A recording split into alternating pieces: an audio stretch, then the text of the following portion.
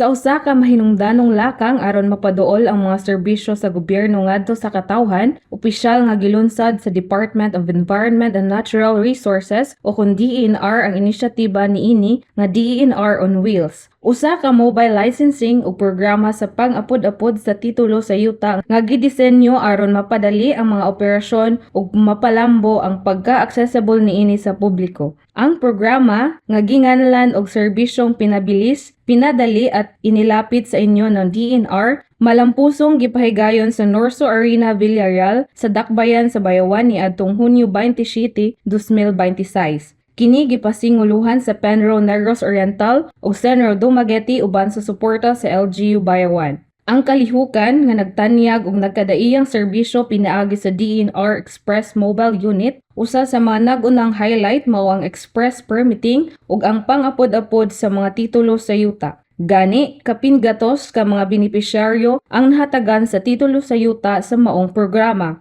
Ang maong programa gisuportaan sa lokal nga pangagamhanan sa syudad sa Bayawan, ilalom sa liderato ni Mayor John T. Raymond Jr. uban ni Vice Mayor Rosmar Ayon D. Tihing ug sa mga konsehalis ning Dakbayan. Ang DENR Express Mobile Unit gidisenyo aron mahimong usa ka one-stop shop nga nagtanyag og environmental compliance permitting, waste management registration ug daghan pang ubang frontline nga serbisyo gikan sa opisina sa Senro Dumaguete. Lakip ang pagdawat sa mga aplikasyon para sa permit sa pagputol og kahoy o kon tree cutting permit, pagrehistro o pag-renew sa chainsaw, libreng pang-apod-apod sa mga seedlings, mga kampanya sa impormasyon o edukasyon, mahitungod sa mga balaod pangkalikupan, application for agriculture and residential land o freelance surveys for non-patented lots. Ang maong inisyatiba nagtimaan sa usa ka bag-ong panahon sa mga operasyon sa DENR nga nagpakita sa usa ka aktibo nga pamaagi sa serbisyo publiko ug pakiglambigit sa komunidad.